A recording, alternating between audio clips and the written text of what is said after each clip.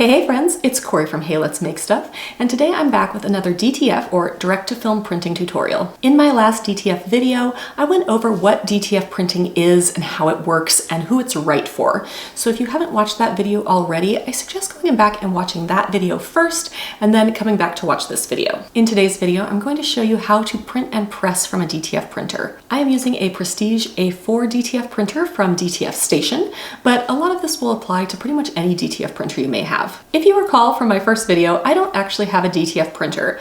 I decided it wasn't really right for my particular needs, but I really did want to learn how to use it so I could share it with you. So I traveled with my friend Angie Holden to Fargo, North Dakota, where we visited Heat Transfer Warehouse, and they had a DTF printer there that we were able to use. So all of the printing, powdering, and curing footage I have is not from here in my studio, it is from Heat Transfer Warehouse. Now my second video in this series was going to be on DTF printer setup and maintenance, but after chatting with Angie a little bit, we realized that my video was going to be basically a carbon copy of her video because we were using the exact same footage. So instead of trying to reinvent the wheel, I'm just going to link you over to Angie's video. She does such a good job explaining all of the printer setup and maintenance things you may need to know about the DTF printer that we looked at, and you can ask her questions. You can even ask me questions in the description because I do know about it. It just felt silly for me to create basically the same video as her when she'd already done such a good job. Like I said, I recommend that if you don't know what DTF or direct-to-film printing is, that you watch my first video, but I will give you a short overview here. So basically, a DTF printer prints on film instead of paper. It uses 5 colors of ink, C, M, Y, and K, as well as white.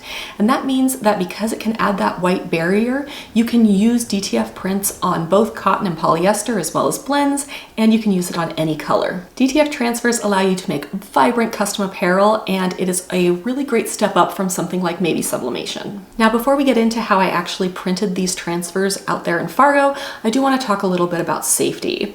I do have some safety concerns about DTF printing in general, and that is because it is using a microplastic adhesive. And the last thing I want is microplastic adhesives in my lungs. So I always recommend, if you are doing DTF printing, to wear the proper safety gear. I would recommend wearing an N95 mask or even a respirator just to make sure that you're not breathing in any of those fumes or particles. I also recommend wearing safety goggles, an apron, as well as gloves. And you'll see that in these videos, I am wearing all of those things. The image that we are going to be printing today is this cute Fueled by Coffee and Anxiety PNG, and I have this one for free for you. To access my library, go to heyletsmakestuff.com/library. Here you can request the password. Once you have the password, you can log in on that same page. Now there are 2 ways to find this file. This file is Sublimation and DTF file S21. So the first way is to click on the Sublimation and DTF button. This will jump you down to the page, that section, and you can search for S21 and download the file. The second way is to use the Find keyboard shortcut, which is Command F if you're on a Mac or Control F if you're on a PC, and then you can search for S21. Once you find the file, you can click on that first link to download the zip which has the file inside. The second link will take you to the blog post for this video if you'd like to read more. While we are using this file for DTF today, you can also use this for sublimation. Now, unfortunately, because we were using a Heat Transfer Warehouse computer while we were in Fargo, I don't really have a lot of footage of the actual software that you're going to use. It is a RIP software, and I am going to put up a screenshot here. The Prestige A4 machine comes with their RIP software, and it's called DigiRip, but it is basically a branded version of the CAD software that most DTF printers use, so no matter what printer you're using, you will probably see something similar. Basically, the software rips your regular image into the type of image needed for DTF printing. It automatically mirrors your image, it adds that white layer to the back so that it will pop off any color garment, but really it is a fairly simple software. One cool thing that I found in the software that I really liked is the ability to knock out a color. So let's say you have a black shirt and you want to put this image on it. Now you can print this image as is and easily transfer this to your garment. However, that means that it is printing all of this black and the word maker just to be black on the shirt, on the black shirt. So instead you can knock out that black, which means it basically deletes the black and it gives you a print that looks like this. So it's the same image without any of the black. Instead of the black being made from the ink, you're actually going to use the black from the shirt. The image when it's pressed on will look exactly the same. But this does mean that you are using a lot less ink and it prints a lot faster. So just having the ability to knock out a color, and you can do this using any color, I just used black as an example, really does speed up that printing process. Then, once your image is ready to go, you can just hit print and your printer will print your image. Once your print is done, that ink will still be very wet, so you do not want to touch it. Any smudge and it will ruin your image. So you need to carefully cut the film off the roll.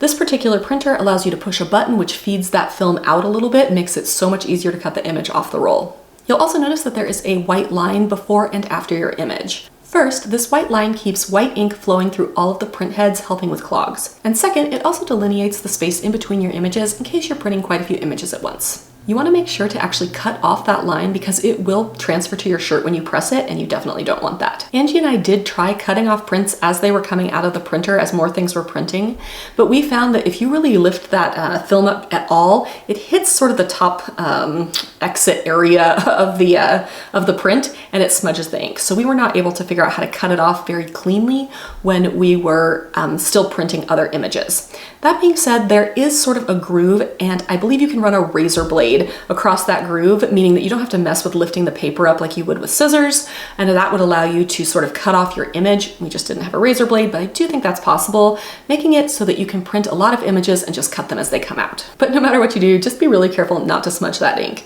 If you do smudge the ink, reprint, because any tiny smudge will show up in your final project. Next up, let's talk about how to add that powdered adhesive to our designs. So basically what I did was I took my image with that wet side facing up, I put it in a plastic bin, and I sprinkled some of the powder over it. I then picked it up by each corner and sort of rolled the powder back and forth until it was fully coated. Angie and I found the next step to be really important, and that is to flick any excess powder off the image. I found that I got the best results in the curing step when I had a very thin layer of that adhesive. If you have too much adhesive on there, it just won't cure properly. There are two colors of powder that you can use, black and white, and I'm going to flip to the overhead camera so that you can see this a little better. In the top row here, all the way across, we used white powder, and in the bottom row, we used black powder. The most important thing to know here is that black powder can make your images a little blue, and that is the most apparent when using the black powder with a white image on a white shirt. So you can see here that this one is quite blue. It also has this black ring around the outside,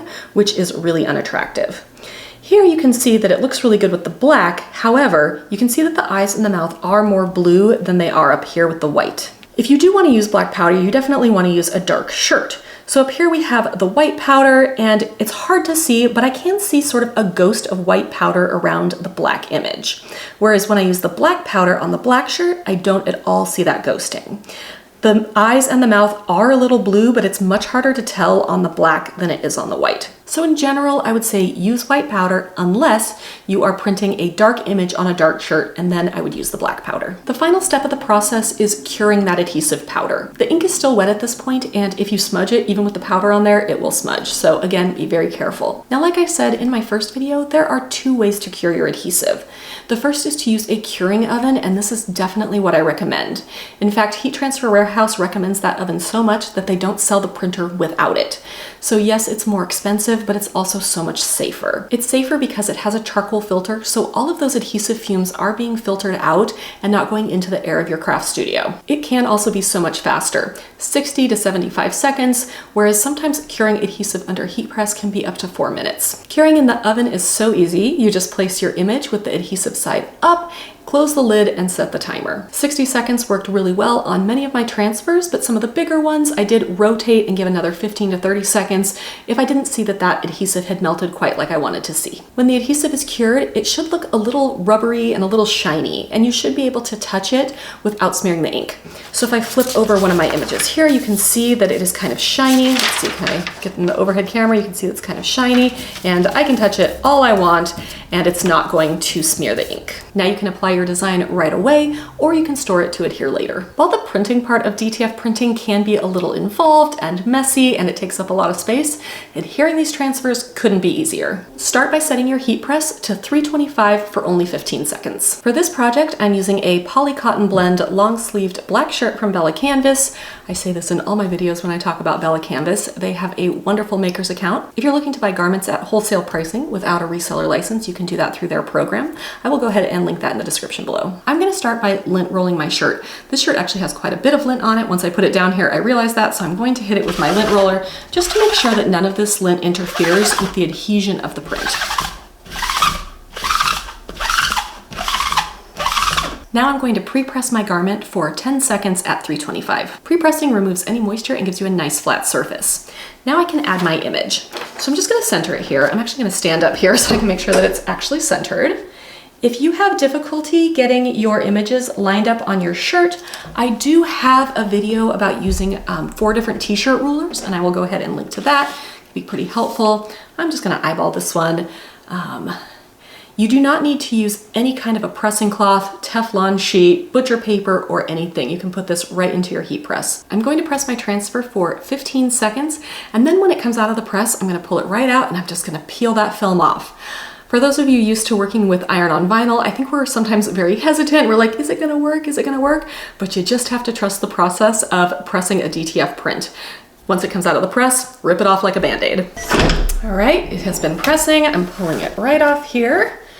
Push that back in, and again, like a Band-Aid, just like that. It's very hard after so many years of using HTV to be able to just pull that off and trust the process. I totally understand. However, it worked beautifully. And then finally, you'll want to do a post press. So there are a couple ways you can do this. You can put a piece of parchment and press it for like another 5 seconds. The books at DTF Station showed me this little trick that I'm going to show you.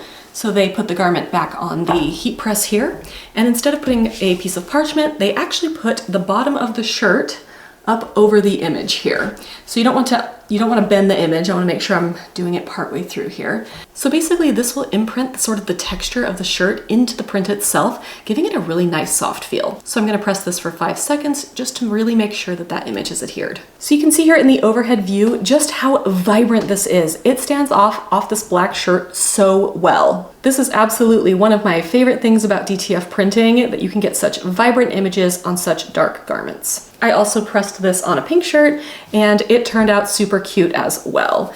I like that I had the black outline on these letters because it really does make it stand off on this pink shirt. You'll notice here that you don't really see the actual outline of those black letters, but it is there. Technically, I could have knocked that black out, I just didn't do it in this particular print. I know it's really hard to see in the video, but doing that last post press is a really great way to give this such a nice texture. And that is how you print and press a DTF transfer. To wash a DTF transfer on a garment, wash it inside out, and you should get between 50 and 100 washes, which is a lot of washes compared to so many other garment decoration methods. I hope you found this video on printing and applying DTF transfers helpful. If you have any questions about this process, about the printer, I would love to answer those in the comments for you. If you found this video helpful or inspiring, as always, I would appreciate a like. Follow my channel for more DTF, sublimation, Cricut, and laser content. I'll see you next week.